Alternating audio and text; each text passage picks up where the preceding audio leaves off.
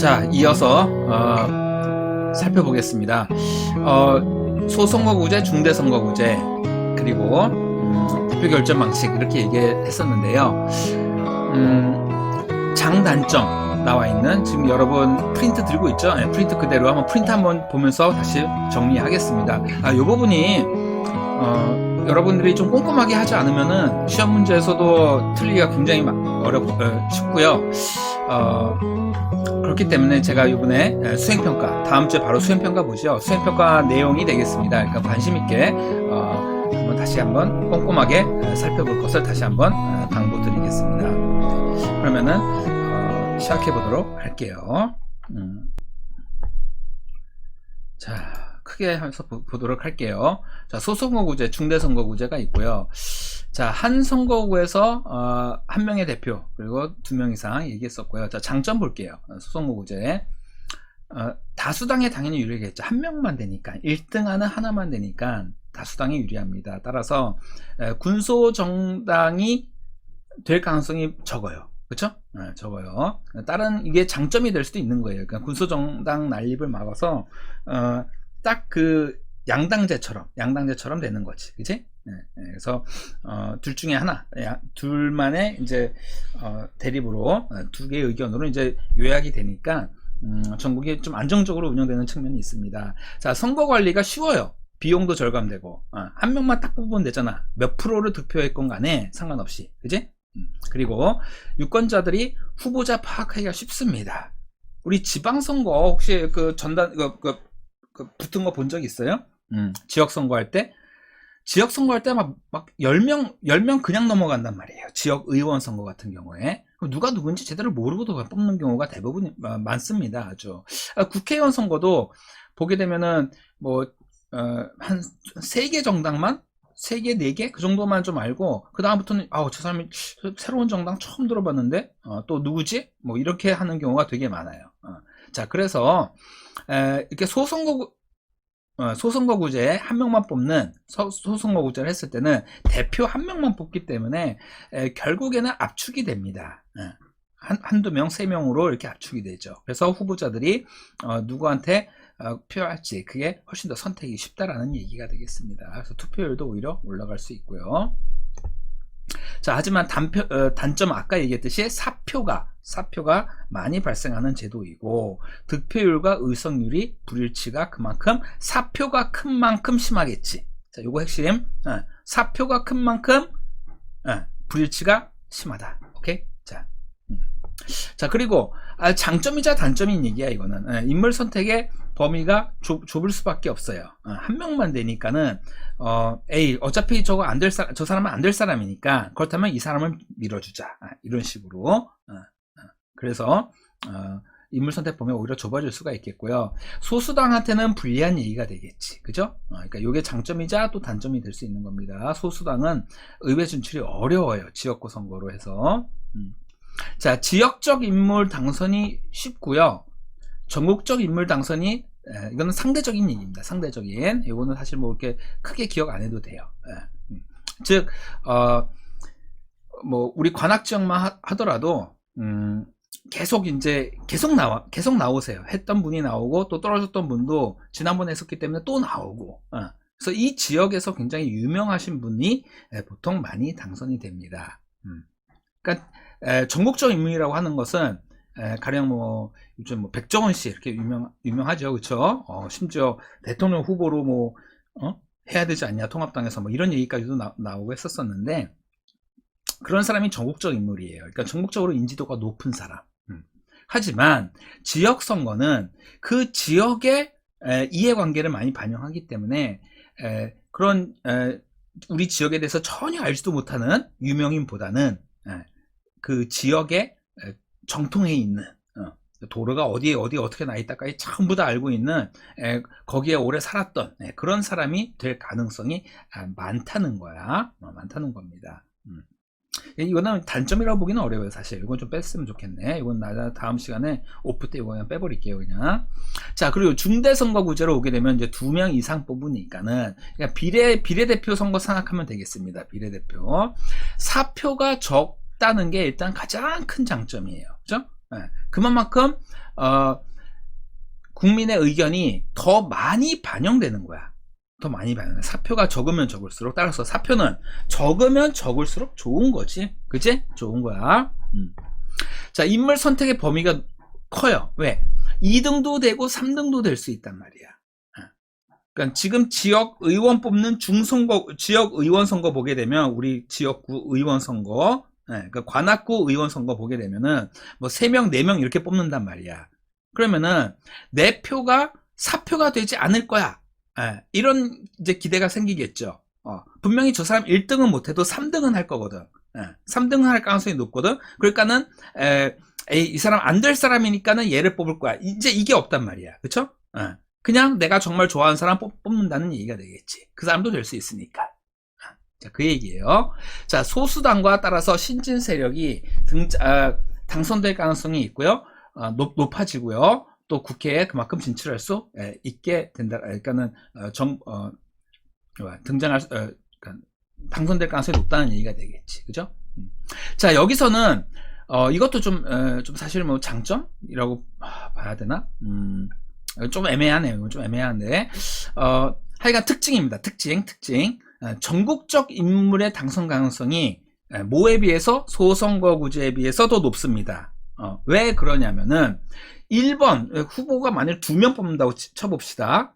그러면은 사람들이 일단은 그 지역을 정통한, 그 지역을 잘 아는, 그 지역을 위해서 일할 사람을 뽑겠지만은, 두 번째는 유명한 사람이니까 3명이 나왔다 치자. 3명 나왔는데 한 사람은 유명하지도 않고 그 지역에서도 오래 살지도 않았어. 그 지역도 잘 몰라. 그런 사람이 나왔고, 한 사람은 그 지역 잘 모르는데 탤런트야. 탤런트. 연예인 출신이야. 누구나 다 알아. 첫 번째는 그 지역 토백이고 그 지역을 위해서 오랫동안 일해온 사람이야. 그러면은 1번이 될 가능성이 제일 많겠고요.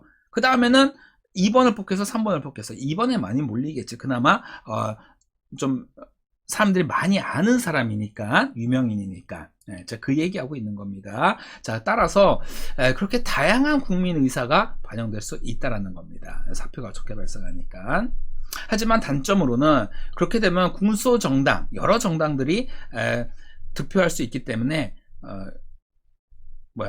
여러 정당이 이제 다 나옴으로써 굉장히 좀 전국이 복잡하고 불안해질 수가 있어요.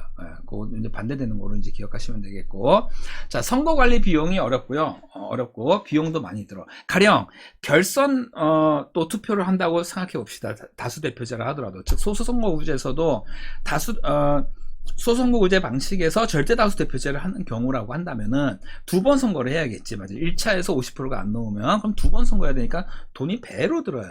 자, 그렇듯이 선거관리 비용이 여러 사람이 있다 보면은 1등 가리고 2등 가리고 뭐 등등등등, 그 과정에서 선거관리도 어렵고 비용도 좀 많이 든다는 거, 그리고 후보자들이 난립해서 유권자들과 누가 누군지 잘 모르는 경우가 발생한다는 거. 그 대표적인 게 지금 지역 의원 선거가 그런 경우가 되겠습니다. 따라서 아무나 찍어 혹은 안 찍어, 귀찮아, 그냥 여행 다닐래, 투표 날 나는 여행 갈 거야, 뭐 이런 식으로 선거에 대한 무관심이 좀 더 커질 수 있다는 것도 좀 기억해 두시면 되겠습니다. 자, 다음 거 넘어갈게요.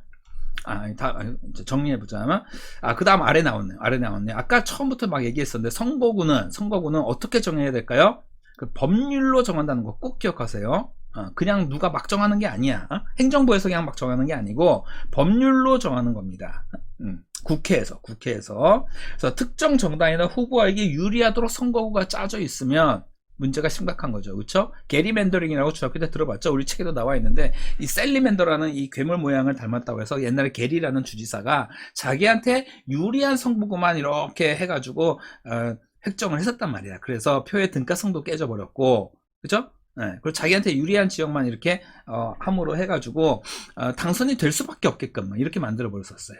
이렇게 하면 안 된다라는 겁니다. 그래서 그런 걸 게리맨더링이라고 하고, 게리맨더링을 방지하기 위해서 이렇게 선거구는 법정주의, 꼭 이거 외워야 돼. 선거구 법정주의야. 법정주의, 법으로 정한다. 자, 꼭 기억하시고요.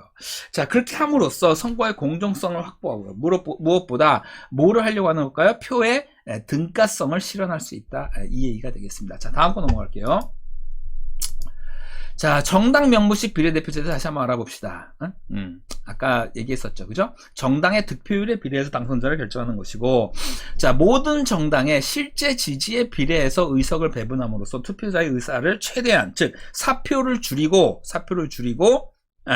득표율이 곧 의석률이 될 수 있도록, 그래서 과대 대표도 되지 않고 과소 대표도 되지 않도록 최대한 맞추려고 한다는 거죠. 그죠? 그렇기 때문에 그것이 바로 투표자의 의사를 최대한 존중할 수 있다라는 겁니다. 왜냐면 가장 많이 반영이 된 수 있기 때문에 그렇게 하면은. 그치? 자, 장점 볼게요. 그래서 소수파도 대표가 될 수 있어요. 3%만 넘으면 우리나라 정당 명부식 비례대표제에서 3%가 넘어버리면은 거기에 대해서 득표율에 따라서 의석을 배분 받거든. 3% 미만은 대표성이 좀 약간 떨어진다 해가지고 잘라요. 자르는 거고. 그렇기 때문에 100% 의석률과 득표율과 의석률이 100% 일치하는 건 아니지, 그치? 밑에 약간 있지만 하지만 거의 일치하는 제도입니다. 거의 일치해요. 그래서 세 번째로 인기 많은 정당, 네 번째로 인기 많은 정당, 다섯 번째 인기 많은 정당까지 다 될 수가 있어요. 그죠? 그리고 정당 위주로 당연히 투표할 수밖에 없지, 그치? 정당 명부식, 정당 이름 보고 하는 거니까. 그러니까는 정치권에서 정당끼리 대결하는 것으로서 정당 정치의 발전에 기여할 수 있다. 자, 그리고 의원들이 선거구 대표가 아닌 비례대표는 선거구 대표가 아니죠, 그쵸? 따라서 특정 지역구의 이해관계에 그러니까 거기에 연연할 필요가 없어요. 우리 지역에 지금 지하철이 새로 이제 들어오려고 하는데 옆에 지역으로 가냐, 우리 지역으로 가냐, 그러면은 이제 지역 의원들한테는 그런 문제는 굉장히 큰 문제거든요. 그러니까는 이제 나와서 유세할 때 반드시 지하철이 우리 동네로 오게 하겠습니다. 이제 막 이렇게 얘기하고 하는 것이 바로 지역 선거의 특징이라고 한다면, 비례 선거는 전국 단위이기 때문에 지금 전국이 하나의 선거구라고 했었지, 그지? 기억나지? 전국이 하나의 선거구. 따라서 국민의 대표로서 활동하는 거지 지역의 대표로 활동하는 게 아니에요. 자, 그리고 가장 중요한 것은 역시 사표가 제일 적다. 자, 단점 보겠습니다. 군수정당이 난립하겠고요. 당선자가 국민의 대표라기보다, 자, 뽑힌 거는 국민의 대표로 뽑혔어. 국민을 대표해야 돼. 하지만 그 공천 과정에서 물론 이제 많이 좀 달라졌지만은 정당에서 공천을 하죠. 그치? 정당에서 공천한단 말이야. 예전에는 어떤 정당에서는 A라는 정당이 있다 치자. 그러면은 A 정당의 당대표가 비례대표를 결정했었어요. 그래서 1번이 가장 당선될 확률이 당연히 높지, 그치? 1번부터 한 20번까지 한다고 친다면 그 순서도 당대표가 정하고 이랬었단 말이야. 그러다 보니까는 실질적으로 내가 국회의원이 되냐 마냐는 국민들의 뜻보다는 당대표의 뜻이 중요했어. 당대표한테 잘 보이는 게. 이런 게 문제가 심각하다는 거죠. 그쵸? 그래서 지금 현재는 그 정당, 당원 투표를 거쳐서 당원 투표로 누가 비례대표 후보가 될 건지, 그리고 비례대표 순서까지도 그런 식으로 당원이 결정하는 이런 방식을 많이 택하고 있습니다. 그 외에 더 이제 좀 더 그 외에 이제 당원 말고도 당원 외까지도 이제 같이 해서 요즘은 이제 핸드폰 되고 하다 보니까 그런 거 참여가 쉽죠, 그렇죠? 그렇게 해서 외부 일반인도 참여시키는 이런 것도 많이 사용합니다. 하지만 어쨌든 당에서 결국은 공천을 하는 것이기 때문에 당의 정당의 이해관계에 따라가는 정당의 대표를 전락하기가 쉽다는 거. 좀 말이 길어졌네요, 그죠? 자, 선거 절차나 방법이 복잡해요. 봐봐, 지금 비례대표를 결정하기 위해서 당원 투표도 거쳐야 되지, 또 순서도 결정해야 되지, 등등등등 이런 게 복잡할 수 있다는 거. 자, 그래서 위에 정당의 대표를 전락하는 것과 같은 맥락이죠. 유권자와 당선자의 관계가 멀어질 수 있다. 왜? 되고 나면은 내가 소속된 그 지역이 없는 거잖아, 그치? 그러니까 국민이라고 하는 건 좀 모호하고 그러다 보니까 유권자와 좀 멀어질 수 있다는 거. 자, 그리고 마지막 하나. 요거 꼭 기억해 주세요. 직접 선거의 원칙에 위배되는 측면이 있어. 이거는 아까 우리 처음 앞부분에서 얘기했었는데 왜 정당 명부식 비례대표제가 도입됐냐? 그러니까 두 표였지. 지금은 현재 두 개. 지역에 하나 뽑고 그리고 비례대표 하나 뽑는 두 표. 1인 2표 한단 말이야. 예전에는 한 표만 있었어. 그래서 그 사람 뽑으면은 그 사람의 정당도 같이 지지하는 게 돼버렸었다는 거지. 그래서 이것이 위헌 판결 났었지. 왜? 직접 선거에 위배된, 나는 이 정당을 지지하지 않았는데 정당 지지한 게 돼버렸었고, 평등 선거에 위배됐었지. 왜? 김성보는 손영덕도 찍고 A당도 지지하니까 100% 다 반영됐는데, 이성보는 손영덕을 찍었지만은 정당은 C정당을 지지한다고 했었잖아. 그치? 근데 A정당을 지지한 게 돼버렸기 때문에 표의 무게가 표의 가치가 달라져 버렸었어요. 그래서 평등선거 위배된다 했었었는데, 자, 지금 현재의 정당 명부식 비례대표제도 여전히 직접 선거 원칙에 위배되는 측면이 있어요. 왜 그럴까요? 왜 그럴까? 자, 그럼 A정당에 비례후보가 1번부터 20번까지 쭉 나와 있단 말이야. 당연히 이제 그 정당의 득표율대로 의석을 배정해 주는 거니까는 1번부터 해서 순서대로 된단 말이야. 그래서 아까도 우리 봤었지만은 통합당은 13명, 또 18명이었나? 18, 19, 그리고 민주당 쪽에서는 17석인가 이렇게 나왔었지만 비례대표 후보 순서대로 된 거란 말이야. 그치? 그렇게 됐었어. 하지만 지금 일반 유권자들이 그러니까 당원 말고 일반 유권자들이 이제 선거할 때는 그냥 민주당을 찍던가 통합당을 찍던가 이렇게 하지, 그 안에 1번부터 몇 번까지 그거를 결정하는 건 아니지. 그치? 근데 나는 보니까 그 비례 후보 1번, 2번까지는 너무 좋아. 너무 마음에 들어. 근데 3번 비례 후보로 나온 이 3번은 너무 싫은 사람이야. 4번부터는 또 좋고. 근데 내가 찍은 표는 그런 거와 관계없이 1번도 1, 2, 3 쭉 다 지지한 게 돼버린 거죠. 그치? 그러니까 다시 말하면 1번은 내가 싫어해. 1번 싫고 2번부터 전부 다 좋아. 그러면은 근데 내가 그 정당을 찍었어. 그러면은 일단 가장 먼저 영향을 주는 게 1번이겠지. 1번을 당선시키는데 영향을 주겠죠. 그래서 이것 역시 직접 선거에 위배되는 측면이 있는데, 선생님 그러면은 이거 위헌이면은 이것도 다시 고쳐야 되는 거 아니에요? 현실의 문제도 생각을 해야 되는 거지. 그죠? 이상만 갖고 되는 게 아니라, 이상은 그렇다 하더라도 이상으로 치자면 직접 민주주의를 해야겠죠. 그렇죠? 이제 그게 어려운 상황이니까 지금까지 이제 최선의 제도로 지금까지 발전해 온 거고, 그래서 현재까지는 여러 가지 현실을 고려할 때 지역구는 상대 다수 대표, 그리고 비례대표에서는 정당 명부식으로 하고 있다. 이렇게 알아두시면 되겠습니다. 자, 다음 거 넘어갈게요. 자, 우리나라 선거제도입니다. 이제 요거는 이제 우리 안에 복습이 아니라 이제 그 다음 내용이지, 그치? 자, 조금 하나하나 살펴보면서 좀 외워야 될 것들이 있는데, 뒤로 잠깐 돌아갈게요. 다시. 자,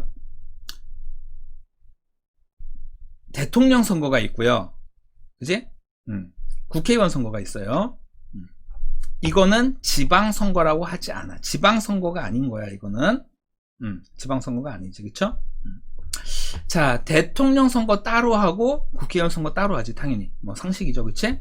대통령은 5년 단위의 단임제예요. 이거는 한 5강 전에 얘기했었어, 그치? 87년 개정된 이후 중임제 안 합니다. 우리나라는 독재를 많이 했었기 때문에 아예 헌법에 못하게 막아놓은 거예요. 그래서 지금 중임제 개헌해야 된다, 해야 된다는 얘기는 오래전부터 나왔었는데, 정책의 연속성 때문에 그래요. 연속성 때문에. 보통 정책이 한 10년씩 가는 정책들이 많다 보니까, 그쵸? 그래서 현재는 우리나라는 5년 단임제고, 자, 전국을 하나의 선거구로 한다고 그랬지? 선거구 몇 개야? 한 개. 그리고 그러면은 뭐예요? 1등 한 사람만 뽑죠. 30%로 대통령 될 수 있어, 없어? 될 수 있습니다. 상대 다수 대표제야. 상대 다수 대표제. 자, 국회의원은 두 가지가 있어요.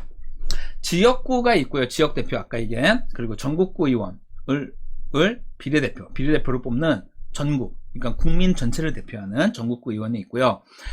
지역구는 소선거 상대다수 대표제. 이제 이거는 얘기 안 해도 이게 같이 묶어가는 거, 이렇게 묶어서 간다는 걸 꼭 기억해 두세요. 얘는 비례대표제고. 자, 한 가지 더 기억합시다. 가끔 뉴스 보면은 소환제 해야 된다 막 이런 얘기 들어봤어요? 어느 지역 뭐 제주도 어디 뭐 해서 뭐 누구 시의원이 뭐 또 시장이 뭐 일을 제대로 못했다. 어느 시장이 막 이런 시대에 뭐 해외여행 다니고 골프 치고 뭐 어쨌다, 술 마시고 어쨌다. 그래서 주민 소환제 붙여야겠어. 이런 얘기 들어봤죠. 주민 소환제. 이거는 주민 소환제가 아니야. 만일 한다고 하더라도.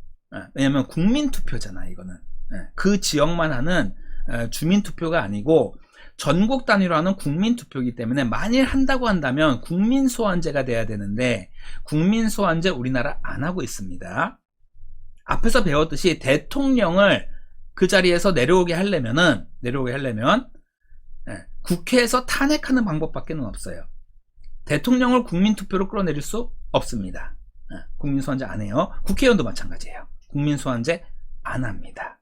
안 해요. 자, 꼭 기억해 놓으시고. 자, 다음 거 볼게요. 자, 여기 나와, 그 다음 거는, 이게 지방정부야, 지방정부. 그래서, 지방자치단체장이 있어요. 지방자치단체장. 그러면, 누굴까, 이거는? 두 개로 나뉘어. 광역자치가 있고요. 기초자치가 있어. 그러면, 우리 지역으로 얘기해보자. 우리는 서울시에 살고 있지. 서울시지, 그치? 서울특별시란 말이야. 이게 광역이야, 광역. 서울특별시, 경기도, 전라도, 전라남도, 전라북도, 이런 식으로. 이게 광역이고, 기초는 동단위, 시단위, 이런 거야. 그래서, 관악구 시장이 있죠. 관악구 시장. 관악구 시장. 관악구청장이 되겠네. 관악구청장, 구청장. 이렇게 되는 거지. 관악구청장, 뭐 강동구청장, 강북구청장, 강남구청장. 이렇게 그 기초행정 단위의 장이 있어요. 이거는 지방정부, 그러니까 중앙정부가 있는 거고요. 중앙정부는 국회, 입법부, 행정부, 그죠? 그리고 사법부 이제 이렇게 있는데, 지방 정부는 작은 정부야. 작은 정부, 지방에 있는. 역시 정부기 때문에 거기에도 작은 행정부가 있는 거고 작은 의회가 있는 거야. 사법부는 전국 거예요. 사법부는 따로 돼 있는 게 아니라 사법부는 전국구고. 그러면은 지방자치의 지방 단위의 대통령은 누구냐? 광역자치단체고 기초자치단체장이죠. 이렇게 되는 거야. 자, 볼게요. 그래서 광역행정 단위를 선거구로 하고요. 상대다수 대표자. 여기 중선거구제 보이지? 요거 하나 빼고는 다, 전부 다. 그래서 특별시, 서울특별시장, 경기도지사, 뭐 대구, 전남도지사, 뭐 이런 거 얘기하는 겁니다. 자, 기초자치단체장은 그 아래에 더 작은 단위. 그치? 그래서 관악구청장, 관악구청장, 이런 식이 되는 거예요. 뭐 강동구청장. 자, 이 두 단체장은 한 명씩밖에 없겠지. 당연히 한 명 뽑는 거지. 지방의 대통령이라고 보면 돼. 지방의 행정부 수장인 거야. 3회까지 연임이 가능합니다. 3회까지. 지금 박원순 서울시장이 몇 번째 하고 있죠? 나 좀 기억력이 좀 하도 안 좋아가지고 지금 세 번째인가? 두 번째인가? 세 번째인가? 아마 그럴 거예요. 그죠? 연임이 가능하다. 그러면은 딱 세 번 할 수 있다고 했으니까는 딴 데 갔다가 딴 데 시장 하다가 또 다시 와서 또 할 수 있을까? 할 수 있지. 그지? 연속해서 3번 얘기하는 거야. 연속 3번. 거기까지 가능하다는 거. 하지만 그 이상은 연속해서는 안 돼. 연속해서는 안 돼. 자, 기억하시고요. 자, 지방의회 의원을 보겠어요. 의회야, 의회. 지방에 있는, 즉, 중앙정부가 아니라 지방정부의 국회야. 지방정부의 국회. 그것도 역시 광역과 기초로 나뉘어. 똑같아. 그러니까 서울시의회, 경기도 의회가 있는 거고요. 서울시 안에 관악구가 있잖아. 관악구 의회가 있는 거고, 경기도에서 만일 뭐 용인시라고 해봐. 그러면은 용인시의원이 있겠지. 용인시의원. 용인시의원. 용인시장 같은 경우에는 여기에 해당하는 거죠. 기초단체장. 선생님이 본가가 지금 용인시인데, 용인시장은 여기 기초단체장에 해당하는 거고, 용인시는 어디에 속해 있어요? 경기도에 속해 있거든. 그럼 도지사는 광역단체장 이렇게 되듯이, 광역의원은 그러면 경기도의원이 있고, 기초의원, 용인시로 하면은 용인시의원이 있는 거야. 서울로 하면 서울시의원이 여기 광역에 있는 거고, 관악구의원이 여기 기초의원에 있는 거예요. 역시 소선거구제 상대다수 대표제고, 이거 반드시 시험에 나온다. 항상 이것만 나와요. 우리나라 선거제도와 관련돼 가지고 문제가 후보가 한 10개 있다 칩시다. 그럼 그 중에 지금까지 확률상 지금까지 나온 뭐 모의고사나 뭐 수능 문제 거의 뭐 7, 80%는 전부 다 요 중선거구제 요거 꼭 나와. 요거 나와요. 요거. 그러니까 그렇게 어려운 문제는 여기서 안 나와. 근데 꼭 기억해야 돼. 요거. 그래서 지역 대표만 2명 이상 선출합니다. 노원구 같은 경우에는 워낙 거기 인구수가 많고 하다 보니까 밀집되어 있거든요. 많이. 그러다 보니까는 노원에서 4명, 5명인가? 5명인가? 한 4명 정도까지 나오는 걸로 알고 있어요. 굉장히 많이 나오죠. 좀 작은 지역은 인구수가 조금, 밀집도가 좀 적은 데는, 뭐 한 2명, 뭐 3명 이렇게 나오고요. 자, 거기도 역시 비례대표가 있어요. 이거는 국회의원이니까. 국회의원이랑 똑같은 거니까. 지역의원이잖아, 의원. 그치? 그래서 비례대표. 이거는 그러면 어떻게 하겠어? 정당 명부시로 하겠지. 정당 보고. 정당 투표하는 거야. 그래서 광역 단위의 비례대표가 있고요. 정당별. 그러니까는 관악 지역, 뭐 용인 지역에 비례대표 의원이 또 있는 것입니다. 그래서 역시 득표율 기준으로 해서 의석을 배분해 줍니다. 여기까지 됐고요. 자, 조금 특별한 게 하나 있어요. 특별자치제 선거라고 있는데, 요거는 단위가 광역 단위야. 따라서 요거랑 일치해. 요거랑 일치해. 즉 서울시, 경기도, 이런 식으로 큰 단위. 거기에 교육감 선거가 있어요. 교육감 선거가. 교육감 선거도 지방선거야. 4년마다 여기서 같이 해. 따라서 지방선거는 여기 지방자치단체장, 의원, 교육감 선거까지 여기까지를 얘기하는 거고, 이걸 한꺼번에 다 합니다. 그러니까 표 수가 되게 많아요. 찍을 게 되게 많아. 근데 교육감은 우리가 좀 기억해야 되는 게, 자, 여기 보게 되면 정당 공천제가, 다시 이걸로 볼까? 정당 공천제가 적용되지 않는다 돼 있죠. 그죠? 교육은 중립을 시켜야 되잖아. 그치? 자기가 정치적 색깔이 어떻다 치더라도 그거를 이렇게 드러내면 안 되겠죠. 그죠? 교육은 이게 가르치다 보니까. 그치? 선생님도 그래서 여러분 앞에서 정치 얘기 오히려 잘 안 하잖아. 그치?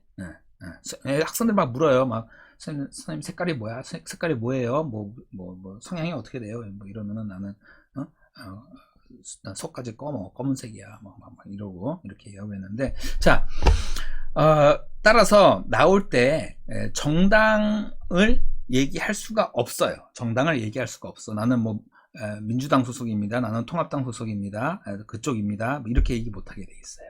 하지만 보통은 다 알아요. 왜냐면 색깔로 막 이렇게 보통 표시를 하니까. 그래서 뭐 진보 교육감이다, 뭐 보수 교육감이다, 뭐 이제 이런 거 이렇게 얘기 나오죠. 그렇죠? 자, 이것도 역시 상대 다수 대표제고요. 광역 행정 단위고 3회까지 연임이 가능합니다. 3회까지. 그러니까 대통령은 무조건 단임이고 그리고 행정부의 수장은 대통령을 뺀 지방정부에서는 전부 다 3번씩 가능하다. 3번 연임이 가능하다. 교육감도 3번 가능하다. 이렇게 기억하시고요.